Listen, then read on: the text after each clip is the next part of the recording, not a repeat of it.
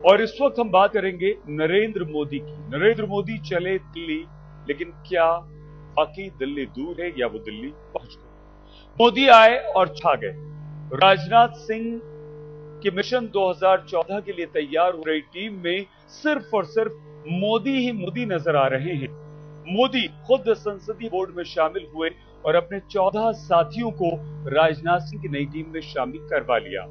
तो ऐसे में अब सवाल यही उठ रहे हैं कि क्या ये नरेंद्र मोदी का दिल्ली कूच है?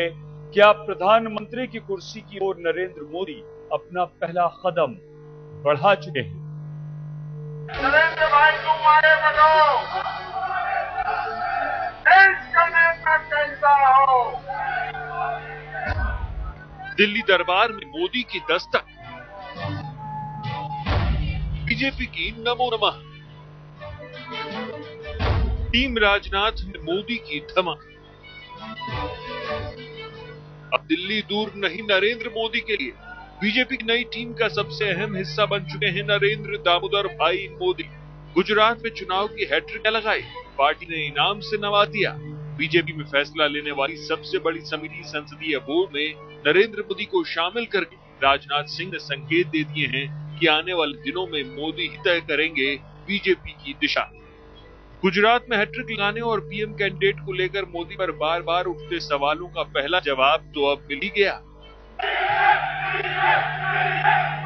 इशारे साफ हैं कि बीजेपी तो नमो नमः यानी नरेंद्र मोदी के शरणागत है। लोकप्रिय मुख्यमंत्री है, वो भ्रष्टाचार मुक्त सुशासन के एक आइकॉन है। हमारे सभी राज्यों के मुख्यमंत्री सफल मुख्यमंत्री है, लेकिन वो सबसे सीनियर है, ये वास्तविकता है। पहले भी पार्लियामेंट्री बोर्ड रहे, अब भी रहेंगे। नरेंद्र मोदी जी को बहुत बहुत बधाई, पार्लियामेंट्री बोर्ड में आ गए और जनता की जो मांग है उस हिसाब से सबको करना चाहिए।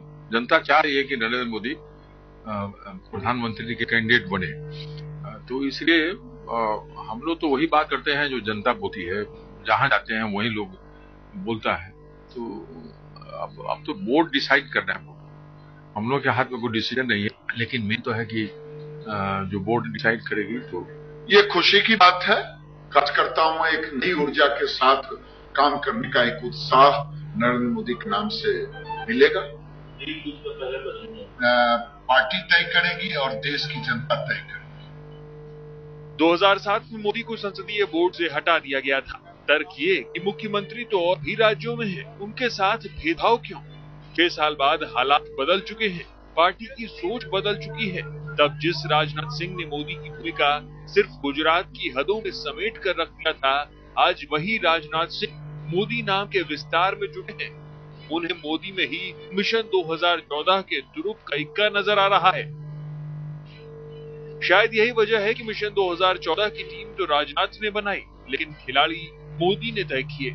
पूरी टीम में 14 खिलाड़ी ऐसे फिक्स किए गए जो मोदी के करीबी हैं।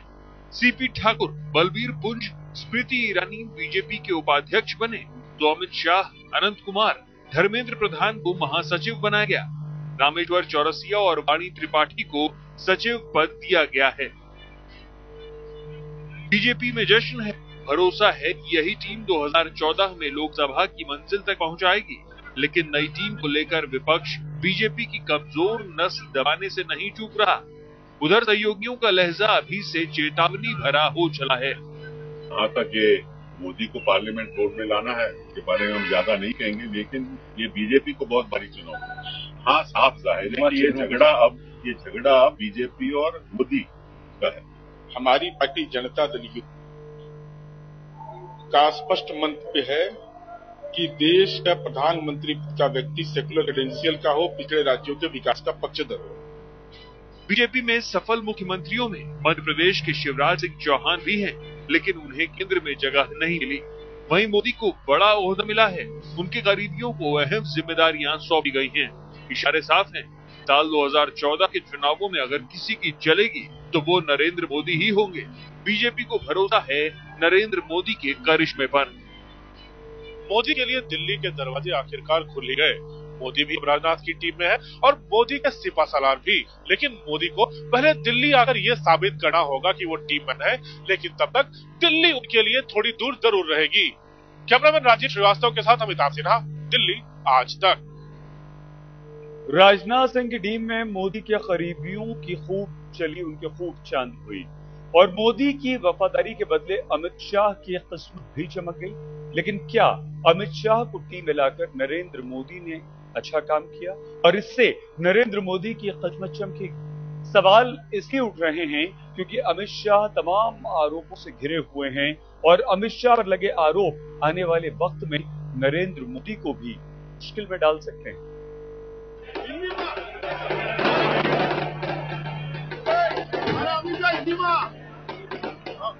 अमित शाह को नई टीम में शामिल किए जाने का जश्न मन रहा है। वो भी क्यों ना, टीम में नरेंद्र मोदी की चली तो साथ आना ही था, लेकिन मोदी की यह चाल ही उनके लिए मुसीबत का सबब बन सकती है। पार्टी में महासचिव बनाए गए अमित शाह गंभीर आरोपों से घिरे हैं। अमित शाह पर सोहराबुद्दीन के फर्जी एनकाउंटर का केस चल रहा है। इस केस के चश्मदीद तुलसी प्रजापति मुठभेड़ में भी आरोपी है। अमित शाह पर हत्या और आपराधिक साजिश रचने का आरोप है। इन मामलों में सबूत नष्ट करने का भी आरोप लगा है। सोहराबुद्दीन केस में अमित शाह की गिरफ्तारी भी हुई और इन आरोपों की वजह से शाह को मंत्री की कुर्सी छोड़नी पड़ी। अदालत ने गुजरात से तड़ीपार कर दिया, लेकिन सुप्रीम कोर्ट से गुजरात आने की इजाजत मिली। अमित शाह अहमदाबाद से विधानसभा चुनाव जीते हैं। सभी कार्यकर्ताओं का बहुत बहुत धन्यवाद। मीडिया से आराम से बात करेंगे, लंबी बात करेंगे, बाद में बात करेंगे। सोहराबुद्दीन एनकाउंटर का आरोप लगने के बाद अमित शाह के सियासी करियर की हवा निकल गई। दागदार हुई छवि पर बीजेपी को सफाई देना मुश्किल हो गया था, लेकिन जब पार्टी ने फैसला किया तो नेता दलील देने के लिए आगे आ गए। जिस तरह से बातें हैं अब धीरे धीरे कोर्ट के सामने आती जा रही हैं कि किस गुजरात में दंगे हुए हैं, लोग मरे हैं, गोधरा से लेकर गुजरात के संपूर्ण दंगों तक जो कुछ हुआ है वो बहुत दुर्भाग्यपूर्ण है, लेकिन इसमें कई इनोसेंट लोग भी हैं। तो इसलिए आज जब मामला जुडिस है तो हम कैसे मान लें कि वो अपराधी है, और इसलिए वो योग्य है, सुपात्र है, इसलिए उसको महासचिव बनाया गया। गुजरात से आते हैं, उन्होंने बहुत संघर्ष किया है अमित शाह ने, और इसके कारण से उनको महामंत्री बनाया गया है। अमित शाह जैसे नेताओं को जगह मिलना जतलाता है कि इस नई टीम में मोदी की खूब चली है, लेकिन सबसे ज्यादा बवाल अमित शाह को लेकर ही उठ रहे हैं। पार्टी के भीतर तो इसे लेकर असंतोष है ही, कांग्रेस भी इसे हजम नहीं कर पा रही।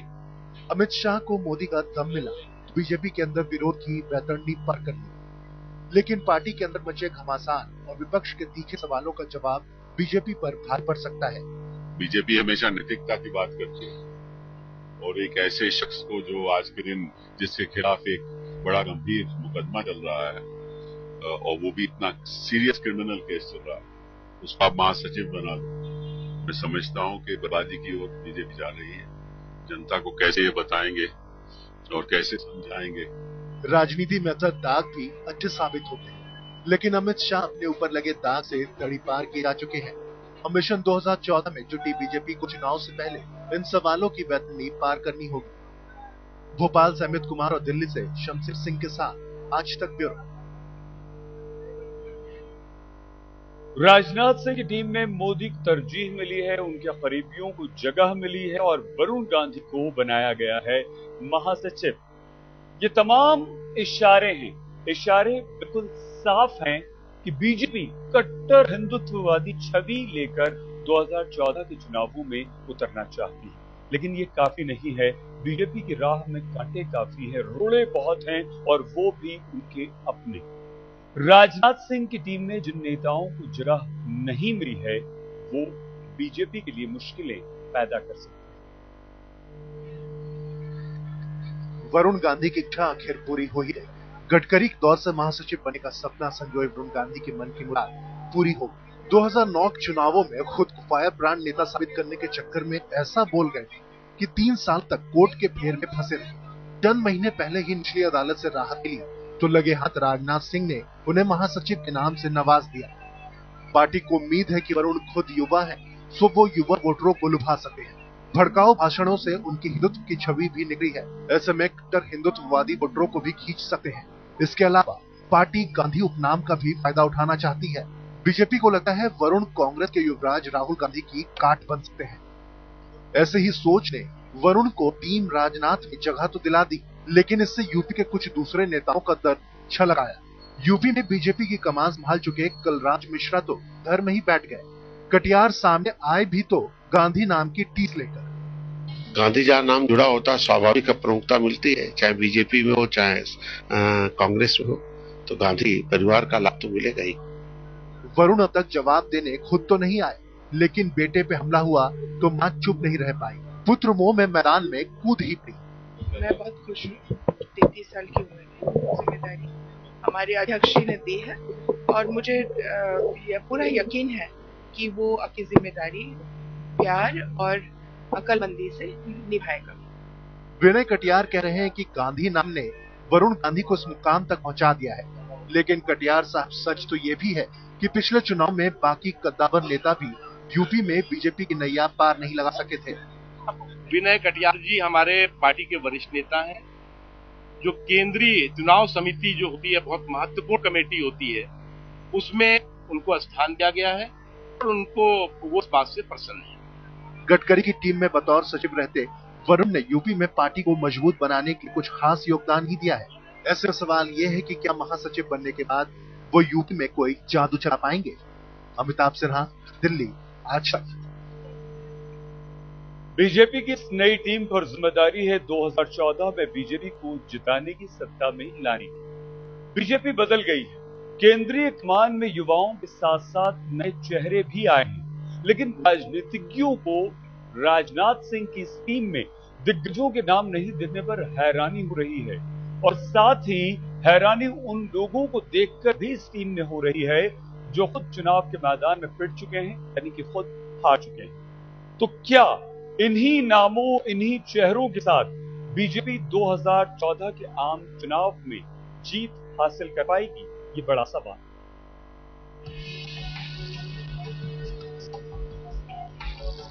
राजनाथ सिंह की ये टीम नई है और इसी टीम को लेकर राजनाथ को आम चुनाव में जाना हो, लेकिन क्या इस नई टीम बीजेपी में चुनावी बेहतरनी पार करने का दमखम है? फिलहाल सियासी गलियारे में राजनाथ की नई टीम के ऐलान के साथ ही तमाम चेहरों पर सवाल उठने लगे हैं। सवाल उन नेताओं को लेकर उठ रहे हैं जो खुद जनता की अदालत में पिट चुके हैं। इनमें 16 दिग्गज शामिल हैं। मुख्तार अब्बास नकवी, सीपी ठाकुर, जोएल उरांव, स्मृति ईरानी, धर्मेंद्र प्रधान, राजीव प्रताप रूडी, विनय कटियार, सतपाल मलिक, किरण माहेश्वरी, फग्गन सिंह कुलस्ते, तापिर गांव, सुधा यादव, पूनम महाजन, कैप्टन अभिमन्यु, संजय पासवान और थावरचंद गहलोत। राजनाथ की नई टीम में मोदी की खूब चली है और माना जा रहा है कि प्रधानमंत्री पद की दावेदारी में गुजरात के मुख्यमंत्री एक कदम और आगे बढ़ गए हैं, लेकिन पिटे हुए मोहरों के बल पर बीजेपी के लिए दिल्ली दूर नजर आने लगी है। राजनाथ ने नई टीम में अनुभव और उम्र में संतुलन की पूरी कोशिश की है, लेकिन पार्टी के ऐसे कई दिग्गज पीछे छूट गए हैं जिन्हें केंद्रीय कमान में जगह की उम्मीद थी। इनमें शामिल है मध्य प्रदेश के मुख्यमंत्री शिवराज सिंह चौहान। मोदी की ही तरह शिवराज सिंह चौहान मुख्यमंत्री हैं। विदिशा से 5 बार सांसद रह चुके हैं। बीजेपी के वरिष्ठ नेता यशवंत सिन्हा भी रेस में पीछे छूट गए। यशवंत सिन्हा एनडीए सरकार में वित्त मंत्री रह चुके हैं और 3 दशक से बीजेपी से जुड़े हुए हैं। मैं अपनी बात नहीं कर रहा हूँ कि झारखंड के नाम पर मैं कहूँ कि मुझे बना देते तो झारखंड का कल्याण हो गया होता, लेकिन यहाँ पर अनेक नेता हैं जिनको इस टीम में शामिल किया जा सकता था शायद। इतना ही नहीं, राजनाथ की टीम में झारखंड के मुख्यमंत्री रह चुके अर्जुन मुंडा और जसवंत सिंह तक का पत्ता साफ हो गया। जाहिर है युवाओं को तरजीह देने के चक्कर में कई ऐसे नाम छूट गए। अंदर खाने की कलह के लिए काफी है। अमिताभ सिन्हा, दिल्ली, आज तक। बीजेपी अध्यक्ष राजनाथ सिंह के सामने चुनौती 2014 लोकसभा चुनाव को जीतने की, और इसके लिए उन्होंने जबरदस्ती अपनी नई टीम तैयार कर ली है। नरेंद्र मोदी और उनके करीबियों को तवज्जो और तरजीह मिली है। नरेंद्र मोदी ने दिल्ली का रुख कर लिया है, लेकिन मुश्किलें बहुत।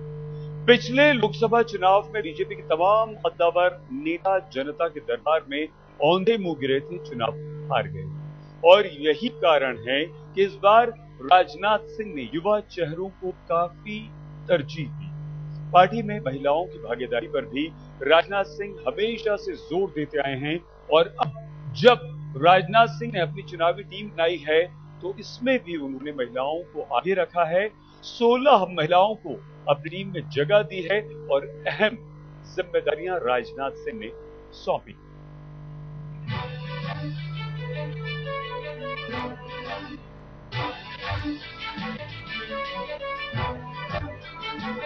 मिशन 2014 में जुटी टीम राजनाथ की ये है महिला ब्रिगेड। संसदीय बोर्ड से लेकर सचिव स्तर तक हर टीम में महिलाओं को तरजीह दी है राजनाथ सिंह ने। राजनाथ सिंह ने अपने पिछले कार्यकाल में महिलाओं के लिए संगठन में 33% आरक्षण का प्रस्ताव पास करवाया था और अब जब दोबारा अध्यक्ष चुने गए तो राजनाथ महिलाओं को खासी तरजीह देते नजर आ रहे हैं।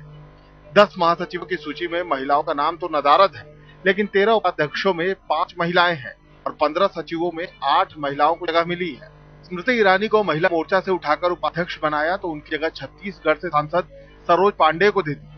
महिला मोर्चा के अध्यक्ष होने के नाते सरोज पांडे अब चुनाव समिति की बैठकों में भी हिस्सा ले पाएंगी। जो टीम उन्होंने बनाया है ये विजय लाने वाली और जीत हासिल करने वाली टीम।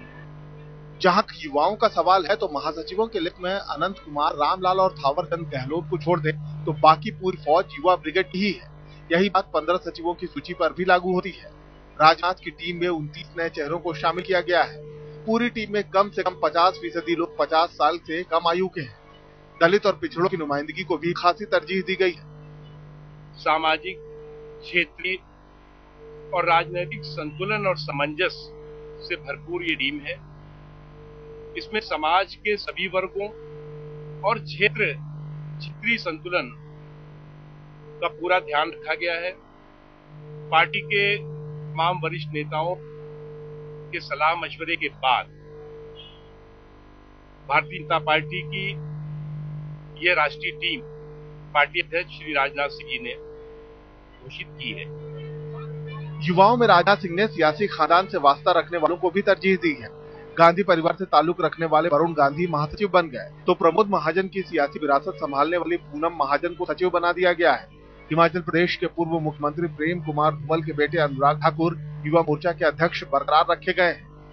कुल मिलाकर राजनाथ ने कोशिश यही की है कि समाज के तमाम वर्गों और पार्टी के तमाम खेमों को खुश रखा जाए ताकि लोग इसे टीम राजनाथ की बजाय टीम बीजेपी कहकर बुलाएं। अमिताभ सिन्हा, दिल्ली, आज तक।